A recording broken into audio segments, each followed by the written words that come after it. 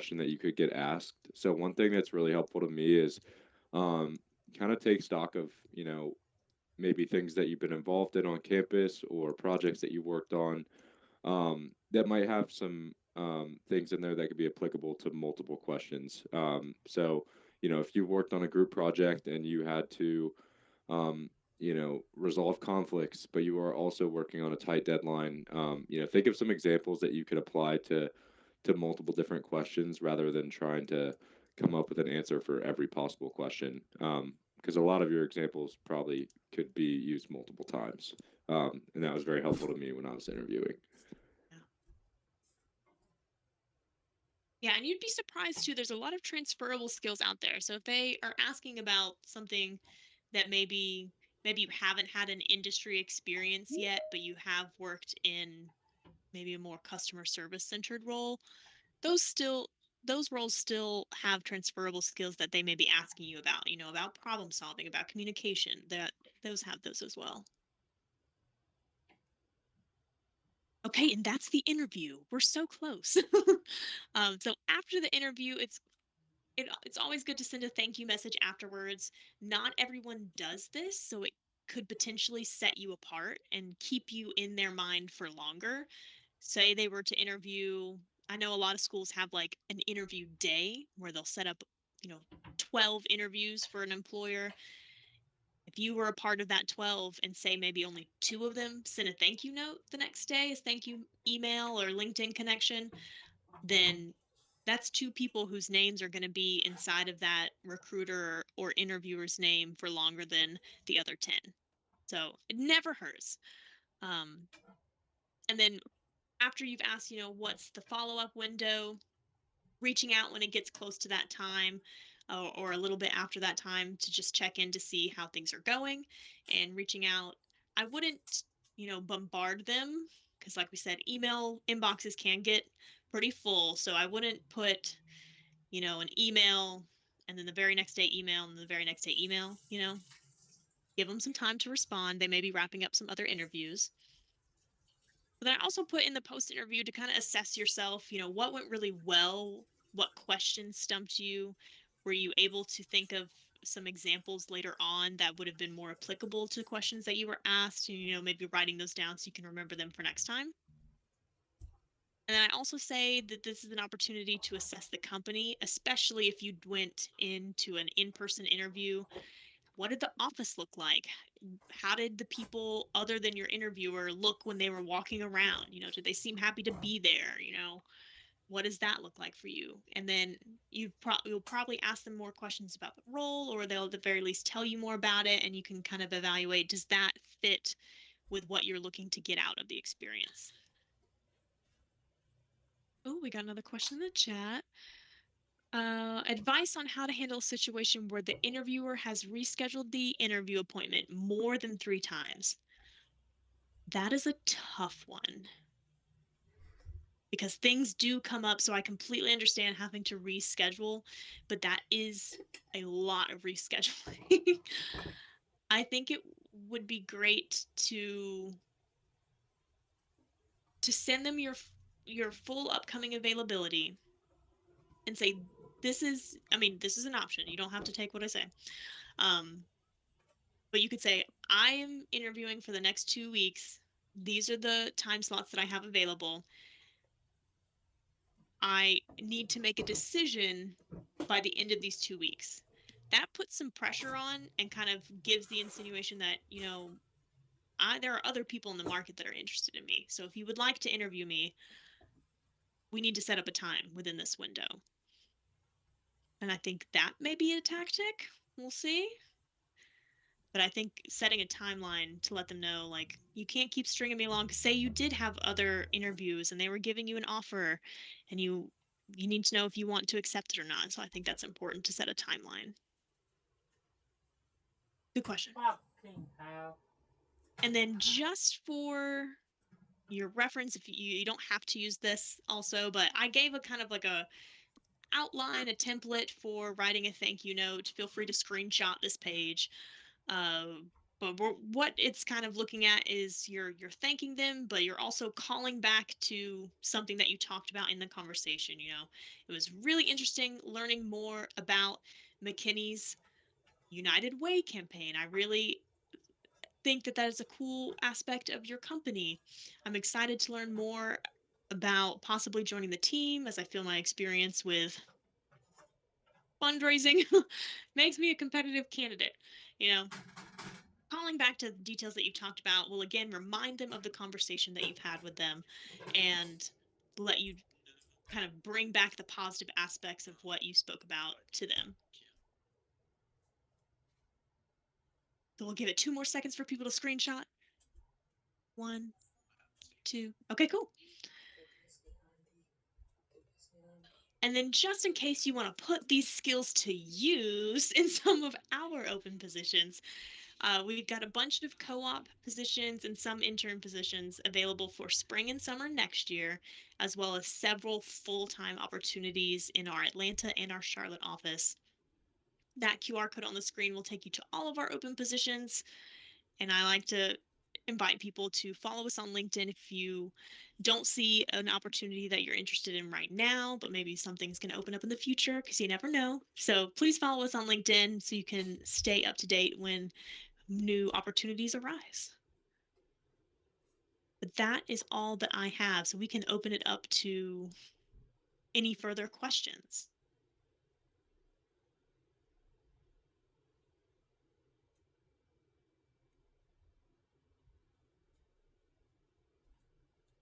I'm not seeing any bubbles.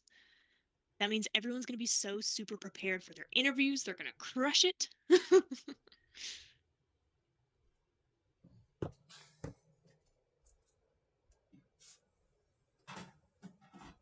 Well, cool. I mean, if there's no more questions, I do really appreciate all of y'all coming out or hopping on to our virtual webinar. We are going to continue to have these throughout the year. We usually do about one a month. So feel free to follow us on Handshake as well so you can see when we open new events.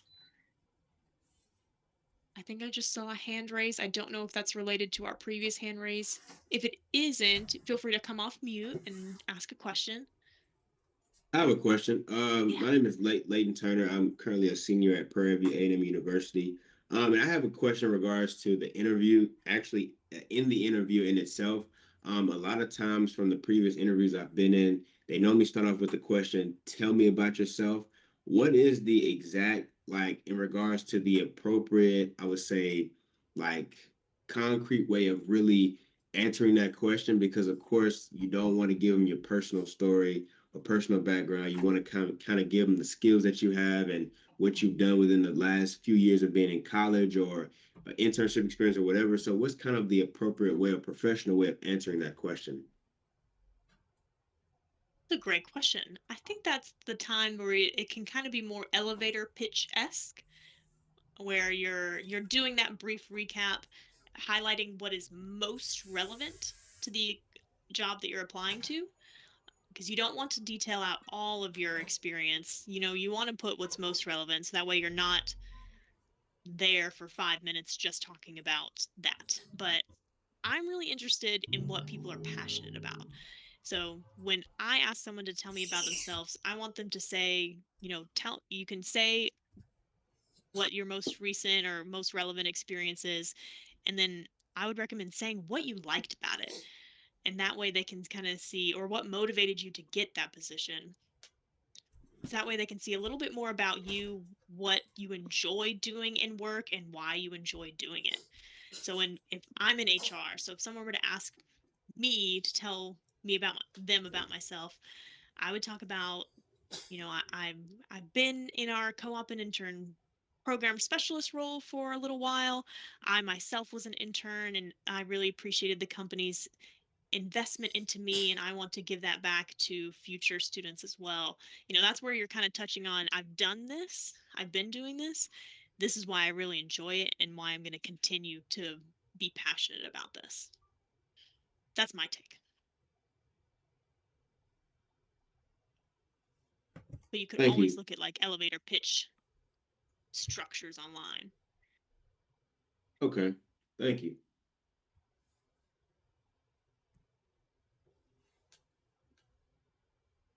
Okay, another question. Feel free to come off mute. Or you can pop it in the chat too. Or I just saw the hand go down. Psych. Never mind. Hi, I have a question. Yeah. Yeah, most often in the jobs descriptions, it happens that one or two technical skills I'll be missing out on. So what would I say if there the other all the skill sets I would explain that okay I done this because of this experience I have this kind of like Power BI, SQL, etc., etc. And there happens that one or two tools that I have no experience with, and the employer expects me to have some exposure to it. What should I do in that scenario? I can take this one, Yeah. Rachel. So I think probably, and I think Rachel would agree. I think the most important thing is to focus on what you have done, instead of focusing on what you haven't had experience with a caveat that focus on what you have done, but let them know that you're you know a quick learner. Some skills might be very transferable to other technical skills. So I would focus on what you do have experience in, and then let them know that you're willing and open to learning new things, and that you're a very quick learner, and can pick up things quickly. And I think that'll go a lot farther, than dwelling on a few technical aspects that you might not have. Yeah, I think that's a great way to look at it. And then also, you could, if you may not have like academic or professional experience with it, you could talk about exposure to it. So you know in advance, as you mentioned, it's in the job description that they're looking for these things. Maybe look up a quick, a couple of tutorial videos or see how people are currently using that tool in the industry. So you can say, well, while I haven't professionally or academically used this tool, I have been researching how it applies to your industry. And, that way they at least know that you're getting familiar with it. You just need the opportunity to use it. Awesome, thank you so much. I have one more follow-up question if I can Yeah, ask. Yeah, it is related to resume. I wanted to know in resume, well, when we keep like bullet points, what is the right amount of wording in each bullet points? Sometimes I often feel that sometimes there is no spacing in the resume, sometimes I feel there is too much spacing. I want to know like what is the right amount of like word length, like 2 lines per bullet point or 1 line, or like one and a half, two, etc. yeah, that's a good question. I feel like I see that a lot. Um, I would say 2 lines is typically good. Three if you have a lot that you need to speak about it, but typically 2 lines, because if you have that much to say about that experience, you may just want to separate it out into another bullet, you know? Because when you're putting that many lines of text into one bullet, it's going to make it chunkier to read and not very quick to like skim through. Okay, got it. Thank you so much. Of course. And then we had a question in the chat about if our internships are open to new grads. For us, if you've graduated, then we want to keep you moving on to full-time employment.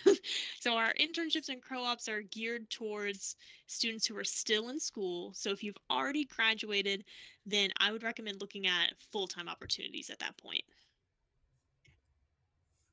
I wanted to ask do you guys accept candidates on OPT or like? That's a great question. We have had a couple of candidates on CPTs and for internships. Typically, what we have told them is that while we can offer you maybe that internship at that time, we are not in a place that we would be able to sponsor for full-time employment.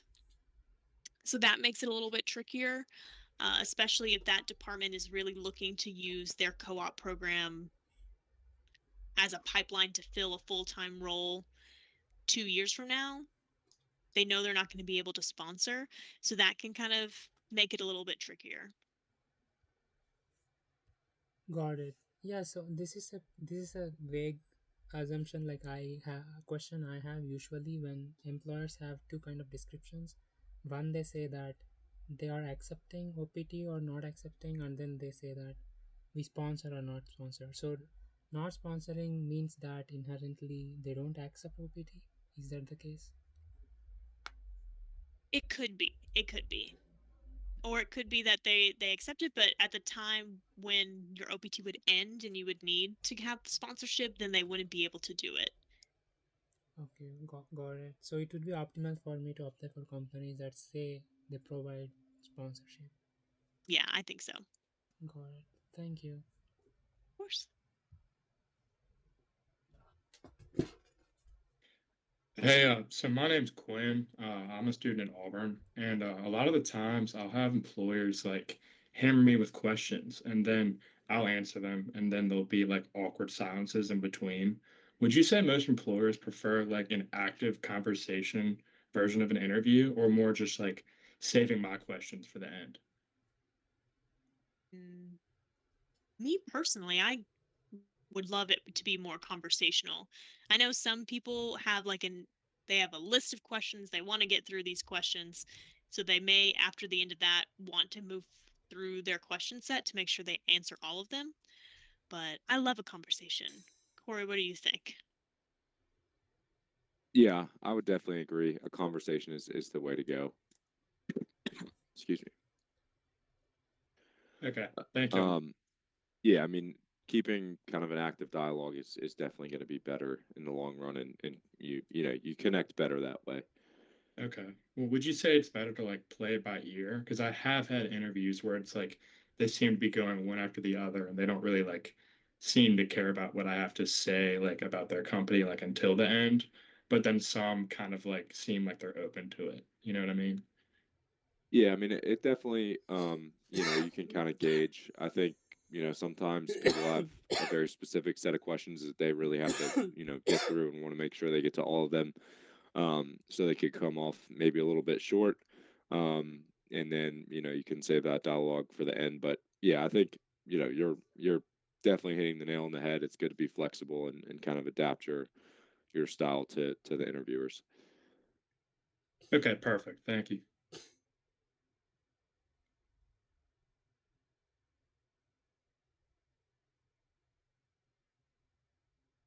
Okay.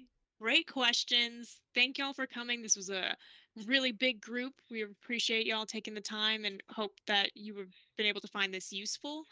If you have any questions about McKinney's or our open positions, don't hesitate to reach out. Like I said, you can connect with me on LinkedIn, and we'd love to support you in your journey. Y'all have a great rest of your day. Thanks, y'all.